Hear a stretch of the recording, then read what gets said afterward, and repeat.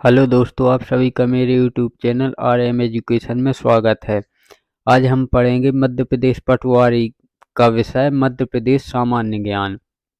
तो पटवारी से संबंधित सभी विषय के वीडियो पाने के लिए मेरे चैनल को सब्सक्राइब करें और वीडियो को लाइक करें, जिससे हमारा हौसला हौसला बढ़ता है। तो आज हम मध्य प्रदेश का सामान्य ज्ञान में पहले कुछ विस्तृत जानेंगे, उसके बाद कुछ MCQ क्वेश्चन भी करेंगे। तो ऐसे ही वीडियो पाने के लिए मेरे चैनल को सब्सक्राइब जरूर करें और मेरी कामना है कि आप सभी का सिलेक्शन MP पटवारी में जरूर हो। धन्यवाद। तो चलिए आज का हमारा टॉपिक है मध्य प्रदेश सामान्य ज्ञान, जिसमें हम कुछ विस्तृत भी देखेंगे और उसके बाद कुछ MCQ क्वेश्चन भी करेंगे। तो चलिए स्टार्ट करते हैं। सबसे पहले हम मध्य प्रदेश के बारे में कुछ विस्तृत जानकारी देखते हैं। मध्य प्रदेश देश का हृदय प्रदेश है, यानी जो हमारा मध्य प्रदेश है वह भारत के बीचों बीच स्थित होने की वजह से इसे हृदय प्रदेश भी कहते हैं। मध्य प्रदेश भूवैज्ञानिक दृष्टि से सर्वाधिक प्राचीनतम गोंडवाना लैंड भूसनहति का भूभाग है। हमारे जो मध्य प्रदेश की भूमि है, यह गोंडवाना लैंड की भूसनहति का, यानी जो गोंडवाना लैंड की भूमि है उसका कुछ भाग है। अब देखते हैं मध्य प्रदेश की स्थिति। हमारे मध्य प्रदेश की जो स्थिति है 21.6 उत्तरी अक्षांश से 26.30 उत्तरी अक्षांश तक तथा 74.9 पूर्वी देशांतर से 82.48 पूर्वी देशांतर तक है। अब देखते हैं हमारे मध्य प्रदेश की स्थापना कब हुई थी। तो हमारे मध्य प्रदेश की स्थापना तिथि 1 नवंबर 1956 है। और जो हमारे मध्य प्रदेश से का विभाजन हुआ था, यानी जो मध्य प्रदेश से छत्तीसगढ़ अलग हुआ था, विभाजन की तिथि है 1 नवंबर 2000। और इसके साथ साथ आपको ये भी याद रखना है कि हमारे मध्य प्रदेश और छत्तीसगढ़ मध्य प्रदेश की विभाजन तिथि भी 1 नवंबर 2000 है। और जो मध्य प्रदेश का विभाजन होकर जो छत्तीसगढ़ बना था, तो अगर कभी क्वेश्चन आता है कि छत्तीसगढ़ का स्थापना दिवस कौन सा है, तो वह भी 1 नवंबर 2000 है। और हमारे मध्य प्रदेश से टूट कर जो छत्तीसगढ़ अलग हुआ था, यानी मध्य प्रदेश का विभाजन दिवस और छत्तीसगढ़ का स्थापना दिवस दोनों 1 नवंबर 2000 है। तो आपको इन दोनों क्वेश्चन का आंसर एक ही देना है, 1 नवंबर 2000। चलिए आगे देखते हैं। हमारे मध्य प्रदेश की राजधानी भोपाल है, आर्थिक राजधानी इंदौर है, संस्कार राजधानी जबलपुर है, यानी जो हमारे मध्य प्रदेश की संस्कार राजधानी है वह जबलपुर है। ऐतिहासिक राजधानी ग्वालियर है, धार्मिक राजधानी उज्जैन है। और भाषाई व सांस्कृतिक क्षेत्र, जो हमारे मध्य प्रदेश के भाषाई और सांस्कृतिक क्षेत्र हैं, तो चलिए इसको देखते हैं। मालवा, बुंदेलखंड, बघेलखंड, महाकौशल, निमाड़, ये हमारे भाषाई व सांस्कृतिक क्षेत्र हैं। मध्य प्रदेश, चलिए आगे बढ़ते हैं। अब देखते हैं मध्य प्रदेश राज्य की उत्तरी से दक्षिण तक लंबाई, जो हमारा मध्य प्रदेश है उसकी उत्तर से दक्षिण तक लंबाई 605 किलोमीटर, वह पूर्व से पश्चिम तक चौड़ाई 870 किलोमीटर है। एक बार और सुन लीजिए, जो हमारा मध्य प्रदेश है इसकी उत्तर से दक्षिण तक की लंबाई 605 किलोमीटर, वह पूर्व से पश्चिम तक चौड़ाई 870 किलोमीटर है। चलिए आगे देखते हैं। मध्य प्रदेश की सीमाएं भारत के कुल 5 राज्यों को छूती हैं या टच करती हैं। जो हमारा मध्य प्रदेश है यह जितना फैला हुआ है, तो इसकी जो सीमाएं हैं वह 5 राज्यों को छूती हैं। पहला, चलिए इन राज्यों के बारे में भी देखते हैं। पहला है उत्तर प्रदेश, दूसरा है छत्तीसगढ़, तीसरा है महाराष्ट्र, चौथा है गुजरात व राजस्थान से मिलती हैं। चलिए अब इनके बारे में कुछ और डिटेल में जानते हैं। मध्य प्रदेश के उत्तर दिशा में स्थित राज्य, यानी जो हमारे मध्य प्रदेश का उत्तर दिशा में राज्य स्थित है वह उत्तर प्रदेश है। मध्य प्रदेश के पूर्व में स्थित राज्य छत्तीसगढ़ है। मध्य प्रदेश के दक्षिण में स्थित राज्य महाराष्ट्र है। मध्य प्रदेश के पश्चिम व उत्तर पश्चिम में स्थित राज्य राजस्थान है। जो हमारा मध्य प्रदेश है के पश्चिम व उत्तर पश्चिम में स्थित राज्य राजस्थान है। मध्य प्रदेश के दक्षिण पश्चिम में स्थित राज्य गुजरात है। चलिए अब और आगे बढ़ते हैं। मध्य प्रदेश का जो क्षेत्रफल की दृष्टि से है राज्य का सबसे बड़ा जिला, जो हमारे मध्य प्रदेश का क्षेत्रफल की दृष्टि से राज्य का सबसे बड़ा जिला छिंदवाड़ा व सबसे छोटा जिला निवाड़ी है, जो कि अभी अभी हमारा नया ही जिला बना था निवाड़ी। वह क्षेत्रफल की दृष्टि में सबसे छोटा है और क्षेत्रफल की दृष्टि में सबसे बड़ा छिंदवाड़ा है। मध्य प्रदेश की सर्वाधिक सीमा राजस्थान से मिलती है। मध्य प्रदेश की सबसे कम सीमा गुजरात से मिलती है। गुजरात सीमा पर स्थित मध्य प्रदेश के जिले, यानी जो हमारी गुजरात की सीमा है वहां पर कौन कौन से जिले हैं? झाबुआ, अलीराजपुर, जो हमारी गुजरात की सीमा पर हैं इस पे झाबुआ व अलीराजपुर हैं। राजस्थान की सीमा पर स्थित मध्य प्रदेश के जिले झाबुआ, रतलाम, मंदसौर, नीमच, आगरमालवा, राजगढ़, गुना, शिवपुरी, श्योपुर, मुरैना। अब देखते हैं उत्तर प्रदेश की सीमा पर स्थित मध्य प्रदेश के जिले मुरैना, भिंड, दतिया, शिवपुरी, अशोकनगर, सागर, छतरपुर, टीकमगढ़, निवाड़ी, पन्ना, सतना, रीवा व सिंगरौली। ये सभी हमारे उत्तर प्रदेश की सीमा पर स्थित हैं। अब चलिए अब देखते हैं छत्तीसगढ़ की सीमा पर। छत्तीसगढ़ की सीमा पर स्थित मध्य प्रदेश के जिले सीधी, सिंगरौली, शहडोल, अनूपपुर, डिंडोरी, मंडला व बालाघाट। अब देखते हैं महाराष्ट्र की सीमा पर स्थित मध्य प्रदेश के जिले अलीराजपुर, बड़वानी, खरगोन, पश्चिम निमाड़ यानी खंडवा, पूर्व निमाड़ यानी बुरहानपुर, बैतूल, छिंदवाड़ा, सिवनी व बालाघाट। अब देखते हैं मध्य प्रदेश के पूर्वी निमाड़ जिले का जिला मुख्यालय खंडवा में है, पश्चिमी निमाड़ का खरगोन में व सिंगरौली का वेढन में स्थित है। यानी जो हमारे मध्य प्रदेश के मुख्यालय हैं, यानी जो पूर्वी निमाड़ के जिले हैं उनका मुख्यालय तो खंडवा है, जो पश्चिमी निमाड़ है उनका मुख्यालय खरगोन में है व सिंगरौली का वेढन में स्थित है। चलिए आगे बढ़ते हैं। कर्क रेखा मध्य प्रदेश के 14 जिलों से होकर गुजरती है। मध्य प्रदेश में बैंक नोट प्रेस देवास में स्थित है। जो बैंक के नोट छपते हैं हमारे मध्य प्रदेश में उसका जो प्रेस है वह देवास में स्थित है। मध्य प्रदेश में सिक्योरिटी पेपर मिल होशंगाबाद में स्थित है। आप इन पॉइंटों को बहुत ध्यान से सुनना, ये इन्हीं पॉइंटों से क्वेश्चन बनते हैं, इसलिए इन पॉइंटों को ध्यान से सुनना आप। मध्य प्रदेश में जैन समुदाय को अल्पसंख्यक घोषित किया गया है। जो अपना मध्य प्रदेश है इसमें जो अपना जैन धर्म के लोग हैं, यानी जो जैन समुदाय के लोग हैं उनको अल्पसंख्यक घोषित किया गया है। अल्पसंख्यक का अर्थ कि जिनकी संख्या कम होती है उनको सरकार द्वारा अल्पसंख्यक घोषित कर दिया जाता है। तो हमारे जो मध्य प्रदेश में है जैन समुदाय को अल्पसंख्यक घोषित किया गया है। मध्य प्रदेश भारत में हीरे का एकमात्र उत्पादक राज्य है। यानी जो भारत है इसमें जो हीरे मिलते हैं वह केवल मध्य प्रदेश में मिलते हैं और मध्य प्रदेश में ही पन्ना जिले में। चलिए, मध्य प्रदेश की सबसे लंबी नदी नर्मदा है। मध्य प्रदेश की प्रमुख मिट्टी काली मिट्टी है। मध्य प्रदेश का नवगठित संभाग नर्मदापुरम है। यानी जो हमारे मध्य प्रदेश का नया जो संभाग बना है वह नर्मदापुरम है।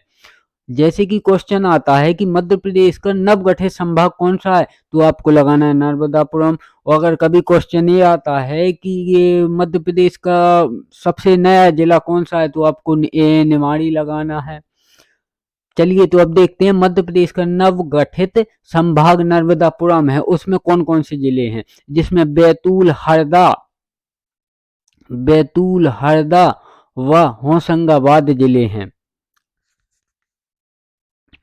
अब देखते हैं हमारे मध्य प्रदेश की जनसंख्या कितनी है। तो मध्य प्रदेश की कुल जनसंख्या 7,26,26,809 है और यह 2011 की जनगणना के अनुसार है। अब जनसंख्या घनत्व, तो हमारे मध्य प्रदेश का जनसंख्या घनत्व है 236। साक्षरता दर, यानी हमारे मध्य प्रदेश की जो साक्षरता दर है वह है 69.3%।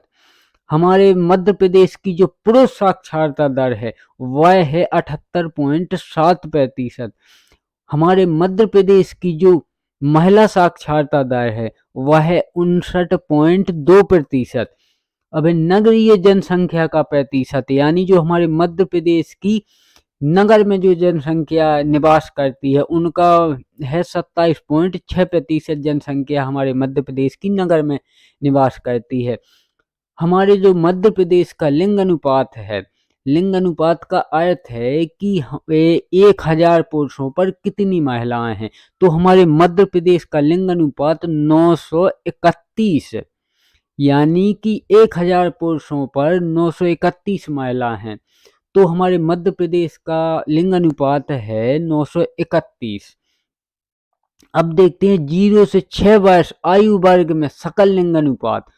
तो कभी भी क्वेश्चन आता है कि लिंग अनुपात, तो उसमें आपको ये जरूर देखना है कि ये 0 से 6 वर्ष आयु वर्ग का सकल लिंग अनुपात पूछ रहा है या खाली मध्य प्रदेश का लिंग अनुपात पूछ रहा है। अगर मध्य प्रदेश का लिंग अनुपात खाली पूछ रहा है तो 931 है, और अगर 0 से 6 वर्ष आयु वर्ग में सकल लिंग अनुपात पूछ रहा है तो आपको लगाना है 918। चलिए अब देखते हैं मध्य प्रदेश का क्षेत्रफल। मध्य प्रदेश का क्षेत्रफल है 3,08,252 वर्ग किलोमीटर। क्षेत्रफल की दृष्टि से भारत में मध्य प्रदेश का दूसरा स्थान है, वह भारत में पहला स्थान राजस्थान का है। जो क्षेत्रफल है हमारे पूरे भारत में क्षेत्रफल की दृष्टि में सबसे बड़ा तो है राजस्थान, और हमारा मध्य प्रदेश क्षेत्रफल की दृष्टि में दूसरा स्थान रखता है। अब देखते हैं मध्य प्रदेश में कुल 52 जिले हैं, यानी एक हमारा ये निमाड़ी बना था तो इसको जोड़ के 52 जिले हैं मध्य प्रदेश में कुल टोटल। मध्य प्रदेश का एकमात्र पर्वतीय स्थल हिल स्टेशन पचमढ़ी है। इसकी सबसे ऊंची चोटी धूपगढ़ की चोटी है, जिसकी ऊंचाई 1350 मीटर है। यह ये चोटी पचमढ़ी की में ही नहीं है सबसे ऊंची, यह मध्य प्रदेश की सबसे ऊंची चोटी है धूपगढ़ की चोटी, जिसकी ऊंचाई है 1350 मीटर। अब देखते हैं मध्य प्रदेश में कुल कितनी तहसीलें हैं। तो मध्य प्रदेश में कुल तहसीलें 424 हैं, कुल विकास खंड 313 हैं, कुल जिला पंचायतें 52 हैं। ये तो आपको वैसे ही याद रहेगा कि अगर 52 जिले हैं तो 52 जिला पंचायत भी होंगी, क्योंकि हर जिले की एक जिला पंचायत होती है, तो ये तो 52 है। कुल जनपद पंचायत 313 हैं, कुल कस्बे 476 हैं। अब इसको देखते हैं, इन कस्बों को देखते हैं, कुछ इसके बारे में डिटेल देखते हैं। 364 वैधानिक रूप से मान्यता प्राप्त, यानी जो 364 कस्बे हैं यह तो इसे तो वैधानिक रूप से मान्यता है, लेकिन वह 112 जनगणना कस्बे हैं। जो 112 कस्बे हैं इनकी केवल जनगणना की गई थी, इनको मान्यता प्राप्त नहीं है कि ये कस्बे हैं। तो इस प्रकार से कुल कस्बे हैं 476 और वैधानिक रूप से मान्यता प्राप्त है 364। तो ये आंकड़े आप लोगों को विशेष रूप से याद रखना है, और केवल जनगणना के हिसाब से 112 अलग हैं, तो टोटल जोड़ के हुए 476। अब देखते हैं मध्य प्रदेश में कुल गांव 54,903। 2001 की जनगणना में गांव की संख्या 54,903 अभी है टोटल गांव, लेकिन जो 2001 की जनगणना में गांव की संख्या थी वह थी 55,393 थी, जो 2011 में 490 घटकर यानी कि 55,393 में से 490 गांव घटकर 54,903 हो गई। चलिए आगे बढ़ते हैं। अब देखते हैं, हमारे मध्य प्रदेश की राजभाषा हिंदी है। हमारे मध्य प्रदेश का राजकीय खेल मलखंभ है। अब कुछ मलखंभ के बारे में भी डिटेल में देखते हैं। मलखंभ को 2013 में राजकीय खेल घोषित किया गया। यह भारत के प्राचीन खेलों में से एक है। यह खेल शरीर के सभी अंगों का व्यायाम कम से कम समय में सुनिश्चित करता है। तो आपको यह विशेष रूप से ध्यान में रखना है कि जो मलखंभ है इसको 2013 में राजकीय खेल घोषित किया गया था या अपनाया गया था, और यह भारत का प्राचीनतम खेल है। इसमें जो कभी कभी ये भी आ जाता है कि ऐसा कौन सा खेल है जिसमें सभी अंगों का व्यायाम कम कम से कम समय में हो जाता है, तो आपको वहां लगाना है मलखंभ। क्वेश्चन है किसी भी प्रकार से घुमा के दे सकते हैं। चलिए आगे बढ़ते हैं। हमारे जो मध्य प्रदेश का राज्य राज्य नाट्य है, मतलब कि हमारे जो मध्य प्रदेश का राजकीय नृत्य है वह है माच। भारत के बीचों बीच स्थित होने के कारण मध्य प्रदेश को भारत का हृदय प्रदेश भी कहते हैं, और मध्य प्रदेश में मध्य प्रदेश में सबसे ज्यादा सोयाबीन भी पैदा होता था, तो इसको सोया प्रदेश भी कहते हैं। जैसा कि मैंने ये तो आपको ऊपर ही समझा दिया था कि मध्य प्रदेश भारत के बीचों बीच स्थित होने के कारण इसे हृदय प्रदेश भी कहते हैं। चलिए अब देखते हैं मध्य प्रदेश की क्षेत्रीय बोलियां। तो मध्य प्रदेश की क्षेत्रीय बोलियां हैं मालवी, बुंदेली, बुंदेलखंडी आदि। अब देखते हैं कि हमारे मध्य प्रदेश में उर्दू भाषी क्षेत्र भी है। ये क्वेश्चन बहुत बार आ चुका है। उर्दू भाषी क्षेत्र, तो हमारे मध्य प्रदेश का उर्दू भाषी क्षेत्र है बुरहानपुर। ये पॉइंट आप लोग विशेष रूप से याद रखना। चलिए आगे बढ़ते हैं। अब देखते हैं कि जो हमारे मध्य प्रदेश में कुल 11 एग्रो क्लाइमेटिक जोन हैं। चलिए आगे बढ़ते हैं।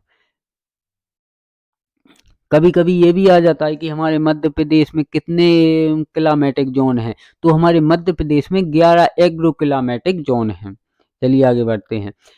अब कुछ राजनीतिक जानकारी भी देख लेते हैं। हमारे मध्य प्रदेश में कुल लोकसभा क्षेत्र, यानी जो हमारे मध्य प्रदेश में सांसद जो टोटल सांसद बनते हैं वह 29 बनते हैं।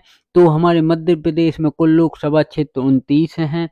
कुल विधानसभा सीटें, यानी जो हमारे मध्य प्रदेश में विधायक बनते हैं वह 230 बनते हैं, यानी कुल विधानसभा सीटें 230 हैं। कुल राज्यसभा सीटें हैं वह 11 हैं, यानी कि जो हमारे मध्य प्रदेश से जैसे कि संविधान में वे संविधान की कार्यकारिणी के 3 होते हैं, कार्यपालिका, न्यायिका और विधायिका। तो विधायिका जो होती है उसमें लोकसभा और राज्यसभा दोनों होते हैं। तो हमारे जो मध्य प्रदेश से राज्यसभा में से जो सदस्य चुन के जाते हैं वह 11 जाते हैं, वह राज्यसभा सीटें हैं। तो हमारे जो मध्य प्रदेश की कुल लोकसभा क्षेत्र है वह 29 हैं, कुल विधानसभा सीटें 230 हैं, कुल राज्यसभा सीटें 11 हैं। अब देखते हैं मध्य प्रदेश का जो उच्च न्यायालय है उसकी मुख्य पीठ जबलपुर में है, और इसकी 2 खंडपीठें हैं वह इंदौर व ग्वालियर में हैं। यह क्वेश्चन भी बहुत बार आ चुका है कि हमारे मध्य प्रदेश की उच्च न्यायालय की खंडपीठें कहाँ कहाँ हैं। तो आपको ये याद रखना है कि जो उच्च न्यायालय, उसकी मुख्य पीठ तो जबलपुर है और खंडपीठ इंदौर व ग्वालियर है। चलिए आगे बढ़ते हैं। हमारे मध्य प्रदेश का राजकीय वृक्ष बरगद यानी कि वट है। राजकीय पशु वारसिंगा है, वैडरी जाति का। राजकीय पक्षी दूधराज पैराडाइज फ्लाई कैचर है। तो आप लोग कभी भी इन दोनों का नाम याद रखना, दूधराज भी और पैराडाइज फ्लाई कैचर भी, क्योंकि मैंने कई बार एग्जाम्स में देखा है कि वहाँ में पूछते हैं कि मध्य प्रदेश का राजकीय पक्षी कौन है, तो हो सकता है वहाँ दूधराज ना देकर पैराडाइज फ्लाई कैचर दे देते हैं। तो आपको ये दोनों नाम याद रखना है। राजकीय पुष्प, हमारे मध्य प्रदेश का राजकीय पुष्प है लिली। चलिए, तो हमारा मध्य प्रदेश का जो जैसा कि मैंने कहा था, मैंने वो विस्तृत में तो आपको समझा दिया है। अब कुछ MCQs के क्यूज भी देखते हैं। चलिए तो स्टार्ट करते हैं। तो हमारा क्वेश्चन नंबर पहला है, मालवा पठार की सबसे ऊंची चोटी। तो मालवा पठार की सबसे ऊंची चोटी है सिंगार चोटी। सिंगार चोटी 885 मीटर एवं जाना पाव की चोटी 854 मीटर है। तो ये आप दोनों याद रखना। जो मालवा के पठार की सबसे ऊंची चोटी है वह है सिंगार चोटी, जिसकी ऊंचाई 885 मीटर है। वह जाना पाव की जो चोटी है उसकी ऊंचाई है 854 मीटर। चलिए अब आगे देखते हैं। बुंदेलखंड पठार की सबसे ऊंची चोटी। बुंदेलखंड पठार की सबसे ऊंची चोटी सिद्ध बाबा है, जिसकी औसत ऊंचाई 1172 मीटर है। मालवा के पठार की सबसे ऊंची चोटी सिगार चोटी है, और जो बुंदेलखंड पठार की सबसे ऊंची चोटी है वह सिद्ध बाबा पहाड़ी है, जिसकी ऊंचाई 1172 मीटर है। सतपुड़ा पर्वत श्रेणी की सबसे ऊंची चोटी। सतपुड़ा की सबसे ऊंची चोटी धूपगढ़ चोटी, जिसकी ऊंचाई 1350 मीटर महादेव श्रेणी पर स्थित है, जो कि प्रदेश की भी सबसे ऊंची चोटी है। यानी जो जैसे क्वेश्चन आता है कि सतपुड़ा की सबसे ऊंची चोटी, तो भी आपको धूपगढ़ लगाना है। और अगर क्वेश्चन ये आता है कि मध्य प्रदेश की सबसे ऊंची चोटी, तो भी आपको धूपगढ़ ही लगाना है, क्योंकि इसकी ऊंचाई 1350 मीटर है और यह मध्य प्रदेश की सबसे ऊंची चोटी है। चलिए आगे देखते हैं। सोसर, सकोली व चिल्पी श्रेणियां किस चट्टानी क्रम से संबंधित हैं? धारवाड़ क्रम की चट्टानें प्रदेश के बालाघाट एवं छिंदवाड़ा जिले में विस्तृत हैं। यानी कि जो हमारे सोसर, सकोली व चिल्पी श्रेणियां हैं वह धारवाड़ चट्टानी क्रम से संबंधित हैं। चलिए आगे देखते हैं। वाघ एवं लमेटा श्रेणी किस चट्टानी क्रम से संबंधित हैं? वाघ एवं लमेटा श्रेणी गोंडवाना क्रम से संबंधित हैं। गोंडवाना क्रम से संबंधित हैं। भांडेर, कैमूर व पारसनाथ किस पर्वत श्रृंखला के उपविभाग हैं? तो हमारे भांडेर, कैमूर व पारसनाथ विंध्याचल पर्वत श्रृंखला के उपविभाग हैं, जिसकी ऊंचाई 881 मीटर है। राजपीपला, महादेव, मैकाल व राजमहल किस पर्वत श्रृंखला के उपविभाग हैं? तो यह राजपीपला, महादेव, मैकाल व राजमहल सतपुड़ा पर्वत श्रृंखला के उपविभाग हैं। अब निम्न में से कौन सी नदी भ्रंश घाटी से होकर प्रवाहित होती है? तो यह है नर्मदा। हमारे जो मध्य प्रदेश की नदी है यह नर्मदा भ्रंश घाटी से होकर प्रवाहित होती है। और कभी क्वेश्चन ये हमारे जो मध्य प्रदेश में है इसमें दो नदियां भ्रंश घाटी से होकर प्रवाहित होती हैं। पहली है नर्मदा, दूसरी है ताप्ती। नदियां भ्रंश घाटियों से होकर प्रवाहित होती हैं। जैसा कि यहाँ क्वेश्चन आए कि निम्न में से कौन सी नदी भ्रंश घाटी से होकर प्रवाहित होती है, तो कभी अगर नर्मदा का नाम नहीं आता है तो वहाँ ताप्ती नदी का नाम दिया जाएगा, क्योंकि हमारे मध्य प्रदेश की 2 ही नदी नर्मदा व ताप्ती भैंस घाटी से होकर बहती हैं। चलिए आगे देखते हैं। निम्न में से कौन सी जोड़ी सुमेलित नहीं है?